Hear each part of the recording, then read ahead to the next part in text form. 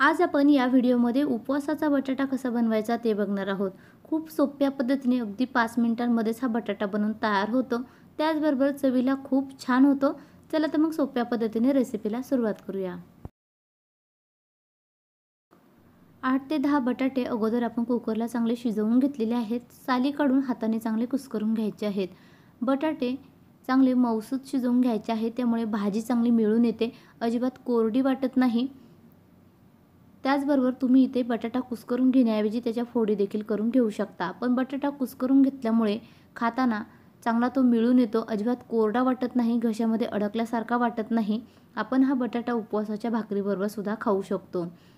संपूर्ण बटाटे या पद्धतीने आपण कुस्करून घ्यायचे आहेत। भाजी बनवण्यासाठी बटाटा आपल्याला चांगला मऊसूत शिजवून घ्यायचा आहे।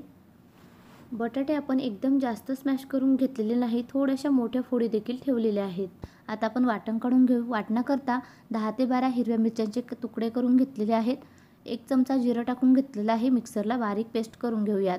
बऱ्याच भागामध्ये उपवासासाठी जिरं व कोथिंबीर खाल्ली जात नाही, तुमच्याकडे नसेल वापरली जात तर इथे स्किप करू शकता। मिक्सरला पेस्ट करून घेतलेली आहे। शेंगदाणे आपण अगोदरच भाजून घेतलेले आहेत। एकदम स्लो फ्लेमवर हे शेंगदाणे चांगले खरपूस भाजून घ्यायचे आहेत। शेंगदाणे चांगले खरपूस भाजून घेतल्यामुळे भाजीला खूप छान टेस्ट येते। भाजून घेतलेले शेंगदाणे मिक्सरच्या भांड्यामध्ये टाकून मिक्सरला ओबडधोबड आपण वाटून घेऊयात। एकदम बारीक आपल्याला पावडर तयार करून घ्यायची नाही, थोडेसे जाडसर ठेवायचे आहेत। तुम्ही इथे शेंगदाण्याच्या साली सुद्धा काढू शकता, नाही काढून घेतल्या तरी सुद्धा चालतील। मिक्सरला थोडीशी जाडसर आपण फिरवून घेतलेले आहेत। आता आपण फोडणी देऊन घेऊया। फोडणी करता कढईमध्ये 2 चमचे आपण तेल टाकून घेतलेलं आहे। इथे तुम्ही उपवासासाठी शेंगदाणा तेल किंवा साजूक तूप वापरू शकता। त्यामध्ये आपण तयार करून घेतलेली हिरव्या मिरचीची पेस्ट टाकून घ्यायची आहे। आपल्या तिखटाच्या अकॉर्डिंग मिरचीचे प्रमाण कमी अधिक करू शकता। मिरचीची पेस्ट हलकीशी आपल्याला परतून घ्यायची आहे। एकदम स्लो फ्लेमवर साधारण मिनिटभर ही मिरचीची पेस्ट आपण परतून घेऊयात, त्यामुळे मिरचीचा कच्चेपणा कमी होईल। मिरची चांगली परतून घेतल्यामुळे भाजीला छान चव येते। मिरची चांगली परतून झालेली आहे। यामध्ये आपण उकडून घेतलेला कुस्करलेला संपूर्ण बटाटा टाकून घ्यायचा आहे। मिरचीमध्ये चांगला मिक्स करून घ्यायचा आहे। संपूर्ण बटाट्याच्या फोडींना सर्व बाजूने मिरची चांगली लागली जाईल या पद्धतीने बटाटा आपल्याला मिक्स करून घ्यायचा आहे। चवीपुरतं मीठ टाकून घ्यायचं आहे व बटाटा चांगला आपल्याला मिक्स करून घ्यायचा आहे।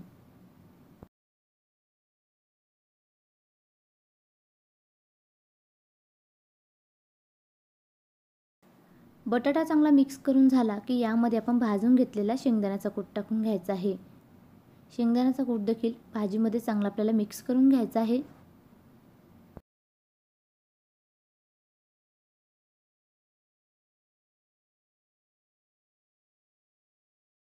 शेंगदाण्याचा कूट भाजीमध्ये चांगला मिक्स करून झालेला आहे। बटाट्याची भाजी तयार झालेली आहे।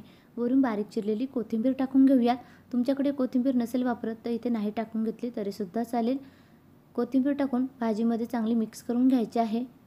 खूप मस्त सोप्या पद्धतीने उकडलेल्या बटाट्याची उपवासाची भाजी बनवून तयार झालेली आहे। तुम्ही देखील उपवासासाठी या सोप्या पद्धतीने एकदा ही भाजी नक्की बनवून पहा। रेसिपी आवडल्यास कमेंट बॉक्समध्ये नक्की कळवा। व्हिडिओ आवडला असेल तर व्हिडिओला लाईक करा। अशाच नवनवीन छान छान रेसिपीज पाहण्यासाठी आपल्या चॅनलला सबस्क्राईब करा।